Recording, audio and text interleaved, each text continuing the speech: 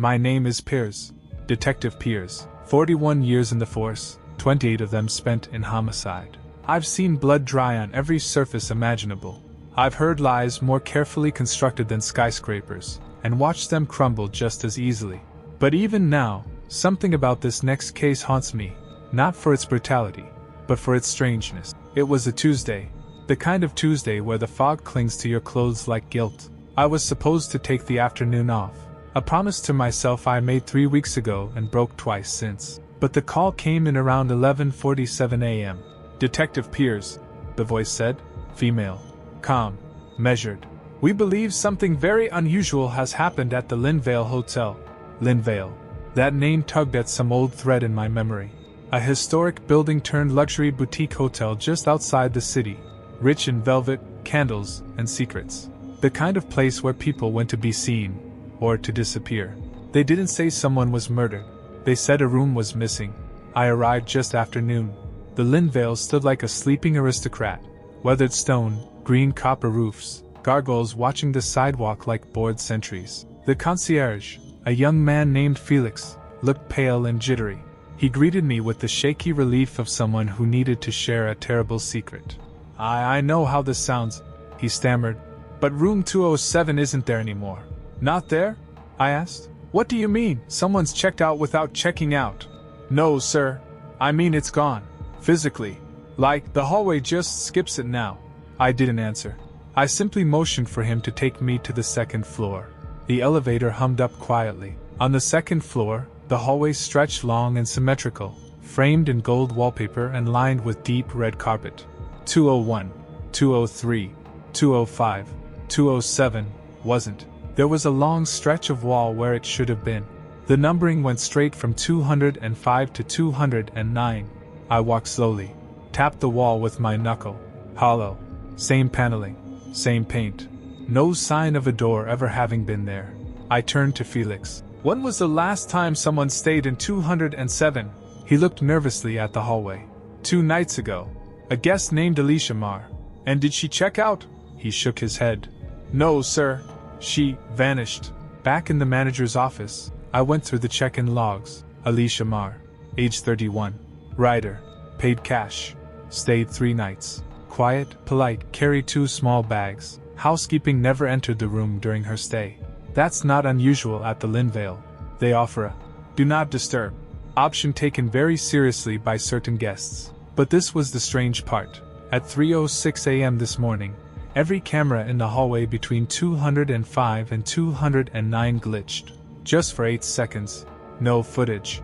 No logs. I requested the master blueprint of the building. The original architect, a German immigrant named Gustav Rellin, designed the place in 1892. Beautifully precise drawings. And right there on the plans, between rooms 205 and 209, was 207. A normal room. Bathroom. Queen bed. Desk. So when was the last time anyone besides Alicia stayed in that room? I asked. Felix brought me a thick logbook. I flipped through. The room had been in rotation regularly, booked at least twice a month, all year. But 2 things caught my eye. 1. Everyone who stayed in room 207 had only ever stayed there once. 2. 3 guests over the past year had checked in, and never checked out. Each time, the cases were closed as voluntary disappearances. No signs of foul play. No connections found between them. All adults. All travelers. A chilling coincidence, until now. I requested access to the electrical panel, the blueprints again, and I took the liberty of inspecting the fire escape plans posted on the walls. Curiously, none of the laminated evacuation maps listed room 207. I made my way back to the second floor. Something felt off, architecturally. I paced the length of the corridor again. Rooms 201 to 209 should have been symmetrical. But when I counted my steps between each doorframe, something didn't add up. The space between 205 and 209 was larger than it should have been, by roughly the width of a room. So the space was there. But the room wasn't. I knocked gently on the long stretch of wall. Hollow. Drywall over empty space. Felix, do you have a crowbar? It took a little persuasion and a waiver of responsibility. But 30 minutes later, I was standing with a maintenance worker named Eduardo, prying off a piece of the wall where room 207 should have been. Underneath the paneling was an older wall. Plaster, cracked, dusty. Then something strange happened. As Eduardo ran his flashlight across it, we found a seam, a door frame, covered over, sealed tight, but definitely there. I traced it with my gloved finger. Someone had hidden the room. Not just locked it, erased it. We found the old doorknob still intact under the paneling. Rusted. Stuck. But when we finally managed to pry the door open, what lay inside was like something from a dream, or maybe a nightmare. The air was cold and unmoving. The room hadn't seen light in years. It was perfectly preserved, like a sealed tomb. A velvet chair sat beside the window. A teacup rested on the nightstand, half full, as if placed there seconds ago. On the bed, an open notebook, handwritten. The words stopped mid-sentence. Alicia Marr's name was on the inside cover. But there was no sign of Alicia herself. No suitcase. No wallet. No phone. The strangest part? The window was bricked up from the outside. The bricks matched the exterior wall. As if someone, at some point, had deliberately sealed this room from every angle. And yet, according to the front desk, Alicia had checked in just 3 nights ago. I spent the rest of the day tracing every document I could find about the Linvale. Original permits, renovation logs, fire code violations. And that's when I found it. In 1998, a guest jumped from the window of room 207. No suicide note. No warning. Her name was Evelyn Marr, Alicia's mother. I didn't believe in ghosts. Still don't. But there's a difference between believing in ghosts and acknowledging that places can hold residue. That room, 207, was heavy with it. After the discovery of Alicia's notebook and the sealed door, the Linvales shut down the entire second floor at my request. I sent the journal to the lab, asked for a full analysis, ink type, fingerprints, fibers. While I waited, I kept digging. I wanted to know what happened in that room in 1998, the night Evelyn Marr jumped from the window that was now bricked shut. I pulled the archived police report from cold storage. Thin file. Not much to go on. Evelyn was 34. A librarian from upstate. Checked in alone. Stayed 3 nights. Witnesses said she seemed withdrawn. One maid claimed Evelyn spent hours staring out the window. The jump happened just before dawn. No one saw it. No one heard her scream. She landed in the alley behind the hotel. Died instantly. Coroner ruled it suicide. But here's what bothered me. There was no suicide note. No obvious depression. And the jump?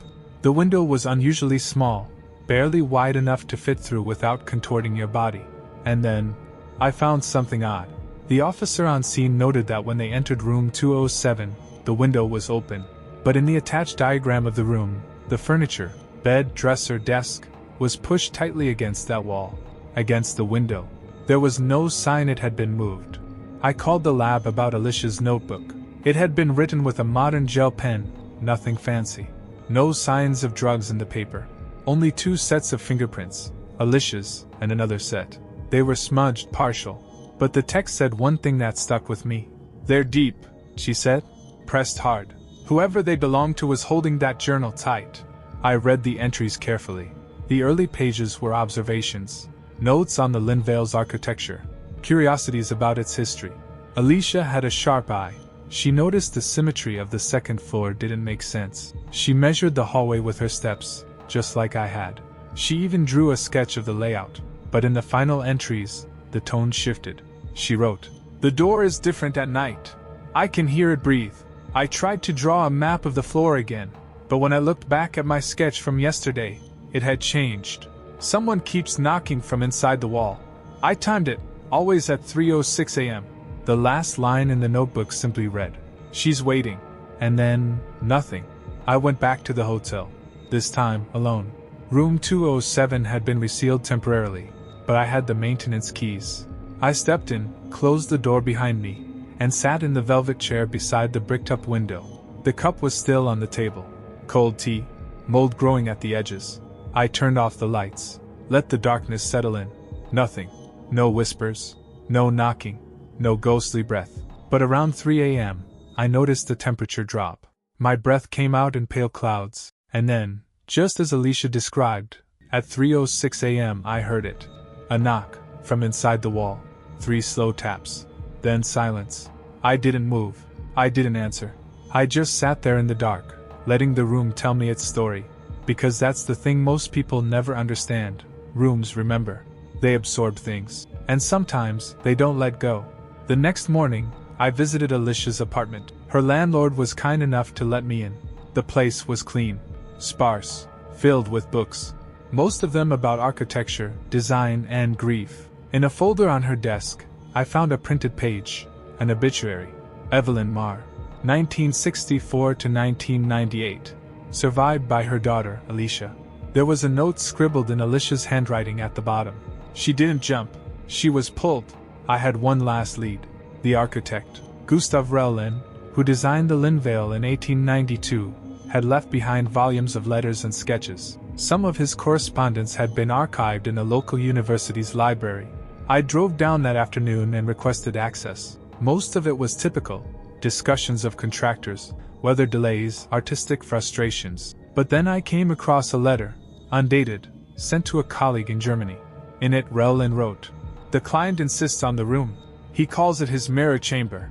I have tried to dissuade him, told him the proportions disrupt the balance of the west wing, but he insists. Says it is not for guests but for residents. There is something about the dimensions that disturbed me. When I enter the space, I feel displaced, as if the room exists at a different angle than the rest of the floor. I have asked to board it up. He refused. He only said, 'Let the room breathe. It needs memory to feed.'" I read that line 5 times. Let the room breathe. It needs memory to feed. I returned to the hotel a final time, this time with a construction crew. We removed the entire interior wall of room 207. Behind it was a second layer of brick. Inside that, a hidden chamber. No door. No window. No furnishings. Just stone walls and bones. Small ones, female. Dated roughly 30 years back. They matched Evelyn Marr.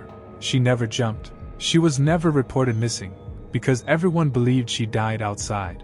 But she had been here, all along, entombed in a room that should never have existed. Now, before I explain what truly happened here, pause. Take a moment to consider. Who, or what, was responsible? Why did Alicia come here? Why did this room vanish? And why did it return? You decide. Then I'll tell you what I found.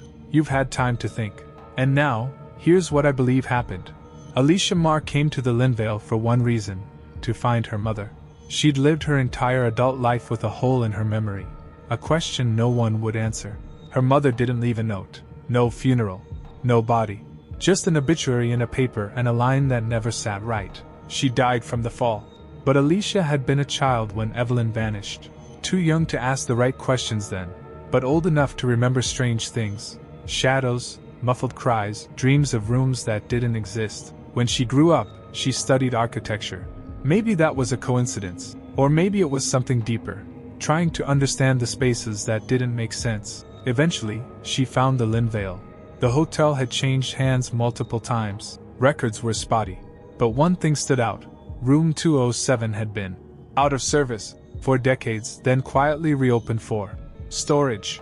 Alicia booked a room across the hall. She came with tools, measuring tape, drafting paper, a journal, and time. And when she found what she was looking for, the impossible geometry, the faint breath of the wall, she understood. Her mother didn't jump. She was taken, trapped in the hidden space. Now, here's the truth about that room. It was never on the blueprint, but the architect, Gustav Rellin, built it anyway, not by choice.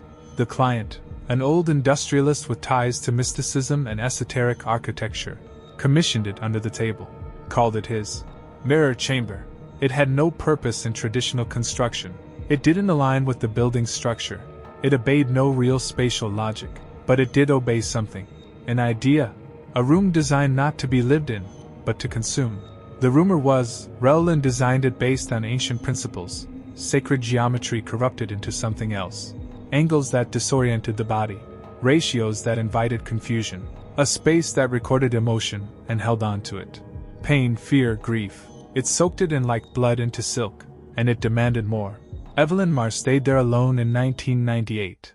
Maybe she entered the hidden room by accident, or maybe she was drawn to it, like Alicia later would be. She never left. The hotel covered it up, called it a suicide, bricked over the window, sealed the wall, let the room sleep, until Alicia arrived, and then it woke again. She must have broken through the plaster, got inside, found what was left of her mother. But by then, it was too late.